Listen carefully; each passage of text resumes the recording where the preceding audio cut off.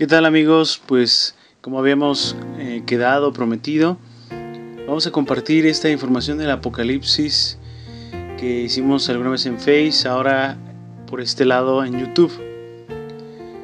Sabemos que el Apocalipsis ha sido muy mal entendido, mal interpretado por muchas personas. Incluso la palabra Apocalipsis la toman o se toma como un sinónimo de catástrofe.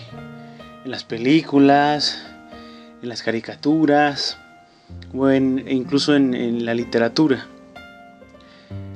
Sin embargo, el Apocalipsis es todo lo contrario a estas ideas catastróficas. Y es por eso es que decidí compartir a través de YouTube esta información para aprovechar al máximo este libro. Pues comencemos con el nombre. La palabra Apocalipsis significa revelación, nada que ver con la catástrofe.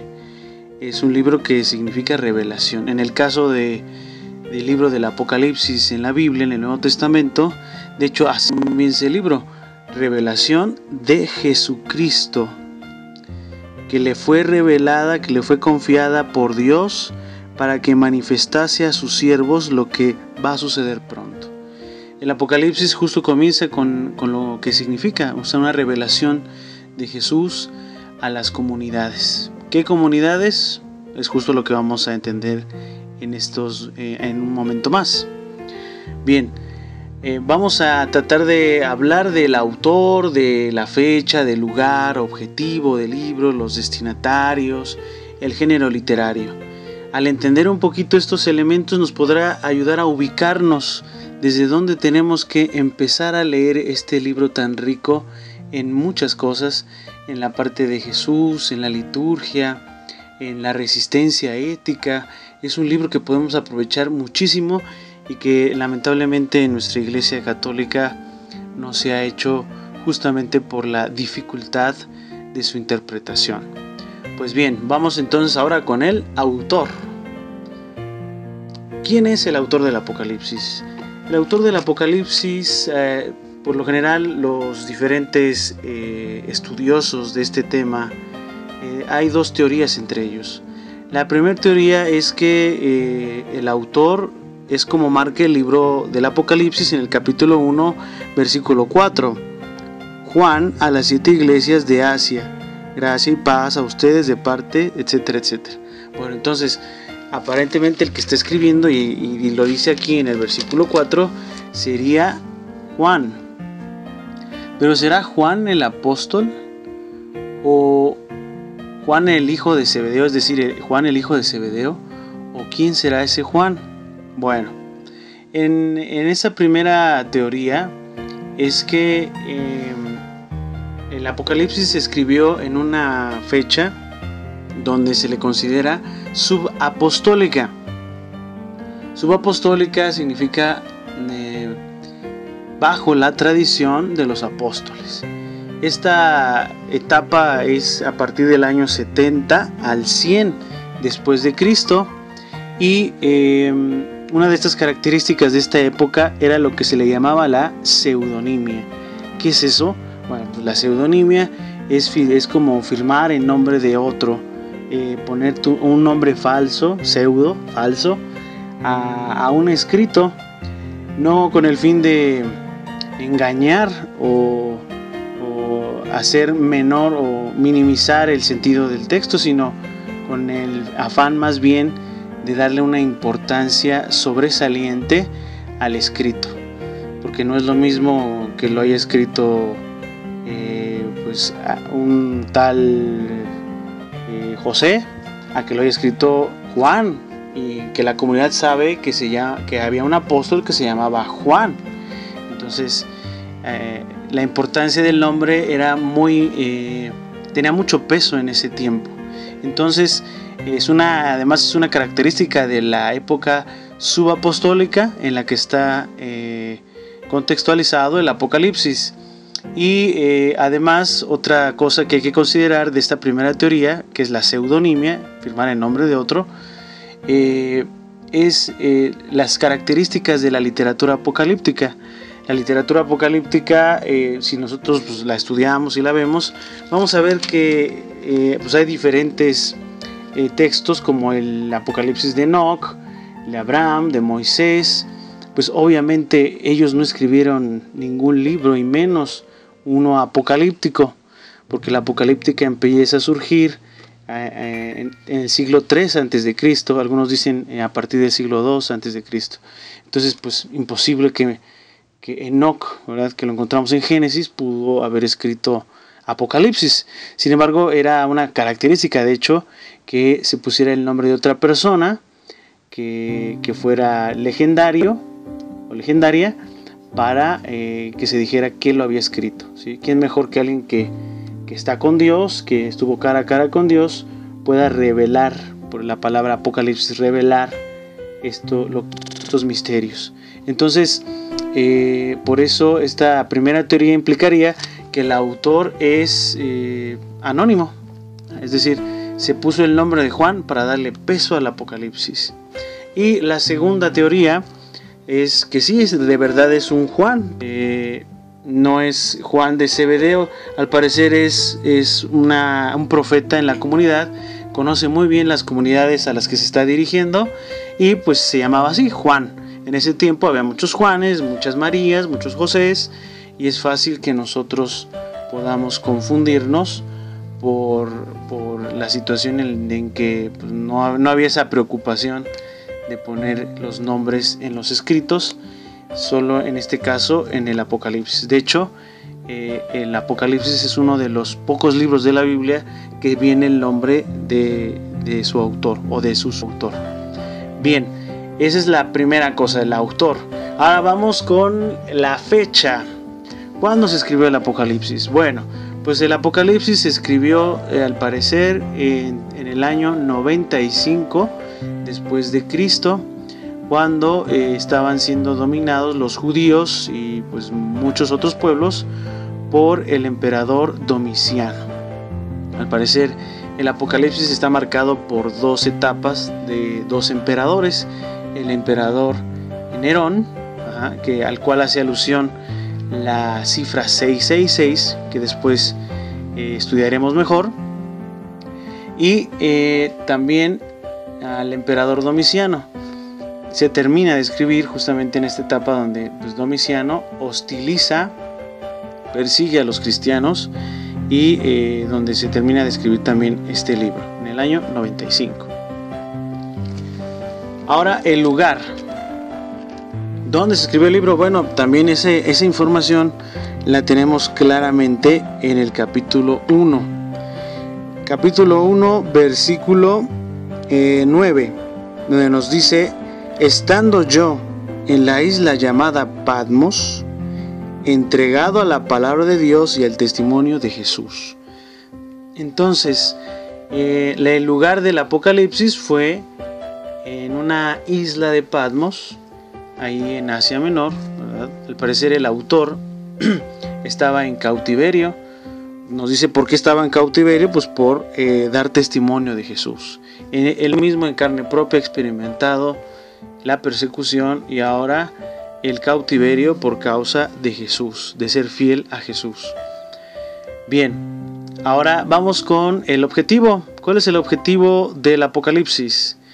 El objetivo del Apocalipsis también lo encontramos en el mismo capítulo 1 y es lo que justamente cambia completamente la idea común que se ha hecho, o popular que se ha hecho, de los Apocalipsis.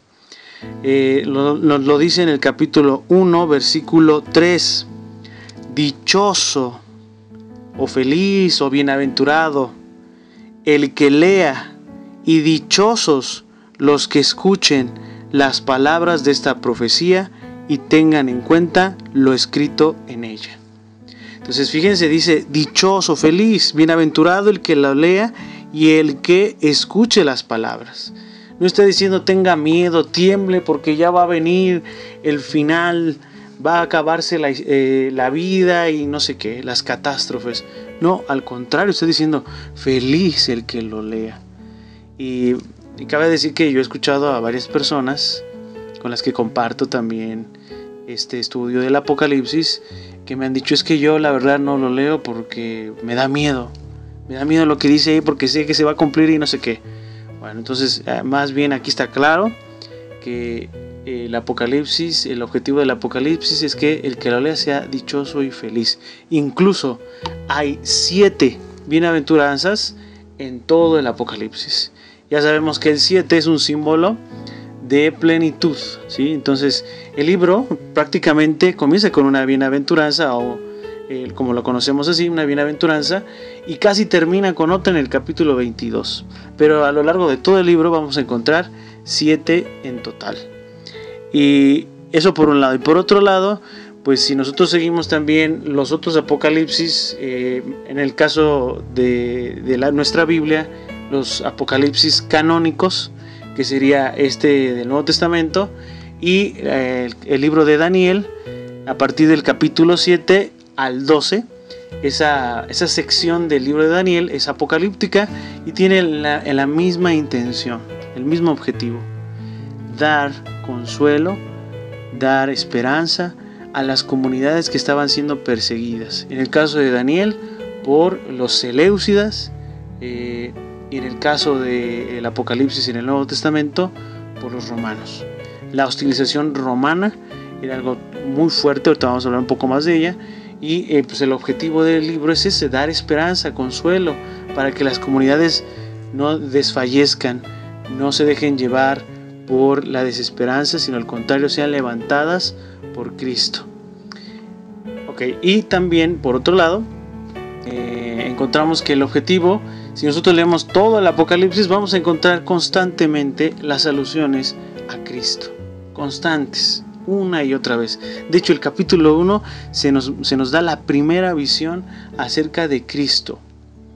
Decía Prevost en su libro Para comprender el Apocalipsis, que si uno se preguntara, bueno, ¿para qué leer el Apocalipsis ya alejado de estas ideas equivocadas del Apocalipsis? Decía, pues para conocer mejor a Cristo. Todo el libro nos va a hablar sobre Jesús, casi todo el libro nos va a hablar sobre Jesús. Él es el centro. Entonces el Apocalipsis es cristocéntrico, y eso es lo que hay que empezar a buscar en el libro, no las catástrofes. Bien, vamos ahora con los destinatarios. ¿Para quiénes fue escrito el Apocalipsis? Hay veces que nos confundimos de la escritura de la Biblia, donde parece ser que como si el autor de estos libros hubiera pensado en nosotros específicamente, ¿no? Y a veces así nos adjudicamos el mensaje, y eso pues tiene sus pros y tiene muchas contras. En realidad, históricamente, pues el autor del Apocalipsis no estaba pensando en los mexicanos del 2018, pero para nada. No estaba pensando en nosotros cuando escribió su libro. Estaba pensando en personas concretas, de su tiempo, de su momento. Para ellos fue escrito. Ya ahora nosotros decimos que pues sí, la Biblia tiene un alcance en la actualidad, de nuestro tiempo, perenne, para todos los tiempos, sí, pero una vez entendido lo que el autor quiso decir a su comunidad. En la Dei Verbum, en la Constitución Dogmática sobre la Revelación, que se escribió en el Concilio Vaticano II, es algo que nos recomienda justamente ahí los padres conciliares, que hay que saber leer o entender, interpretar el texto con el mismo espíritu con el que se escribió, con la intención que quiso dar el autor. Entonces, por eso es que hay que entender primero que el Apocalipsis no se escribió primeramente o primordialmente para nosotros del año 2018, sino para las comunidades, estábamos diciendo, del año de la época subapostólica, en este caso en la década de los 90. Entonces, ¿quiénes son? Ya después de todo este rollo, ¿quiénes son los destinatarios? Pues los destinatarios son las 7 comunidades de Asia Menor. ¿Cuáles son esas 7 comunidades? Pues lo mismo, encontramos ese dato en el capítulo 1 del Apocalipsis. Dice en el capítulo 1, versículo 11, escribe en un libro lo que veas. Eso se lo dice Jesús, el Hijo del Hombre.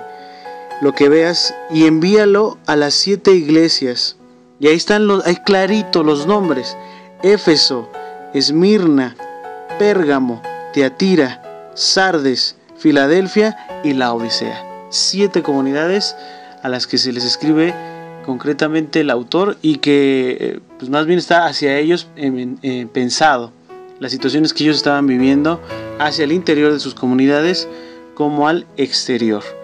Entonces, ¿qué hay que hacer para no tergiversar o para no malinterpretar pues lo que quiso decir aquí el Apocalipsis? Pues ir entendiendo un poquito estas comunidades, y lo vamos a ir entendiendo en el capítulo 2 y 3, donde se nos habla de las cosas buenas que tienen y de las cosas que pues necesitan crecer.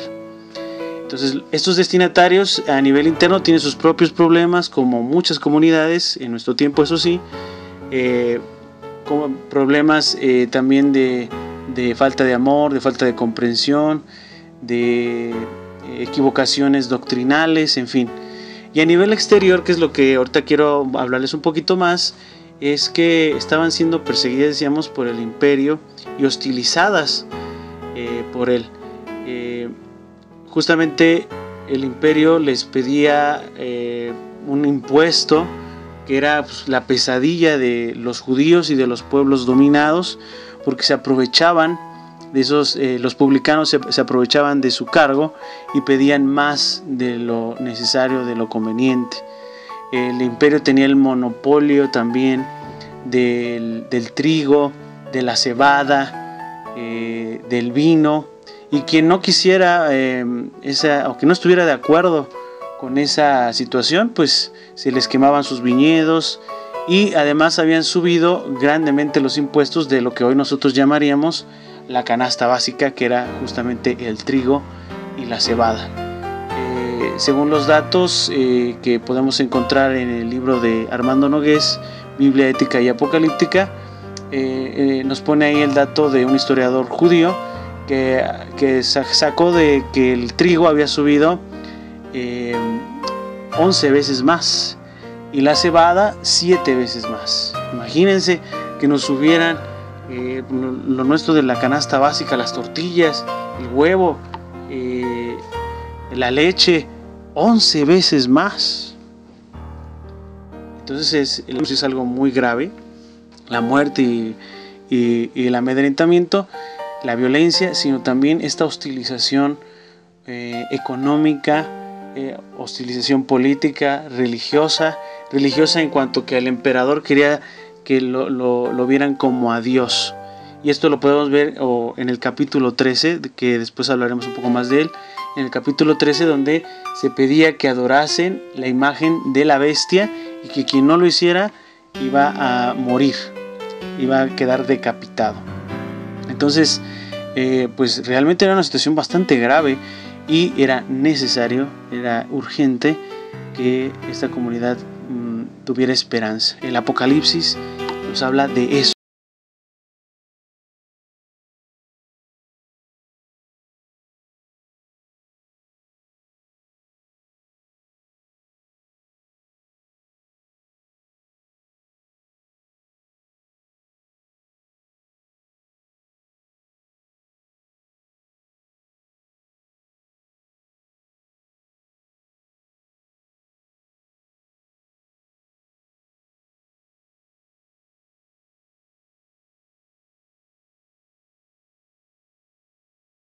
Estructuras literarias, en fin, podemos estudiar la Biblia como una obra literaria y nos da para mucho, muchísimo. En el caso del Apocalipsis, su género es, como indica su nombre, apocalíptico o la apocalíptica. Y la apocalíptica pues tiene características concretas que se notan en el libro del Apocalipsis. Entre ellas es que es un lenguaje exótico, ¿sí? Exótico y casi a veces surrealista.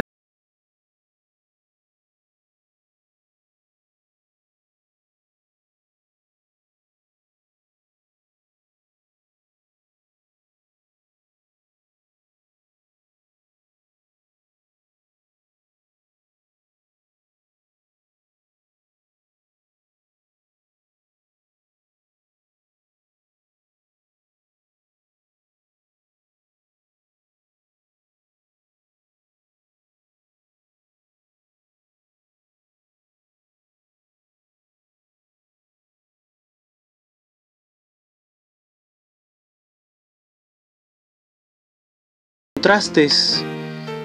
Para el Apocalipsis, al parecer, no hay gris, no hay claros oscuros, solo hay negro o blanco. Si hay cielo, también hay tierra. El cielo es lo positivo, la tierra lo negativo. Si hay un Dios que es trino y uno, el Padre, el Hijo y el Espíritu, también está su otra contraparte, que es la bestia del mar, la bestia de la tierra y el dragón, ¿sí?, que aparece en el capítulo 12.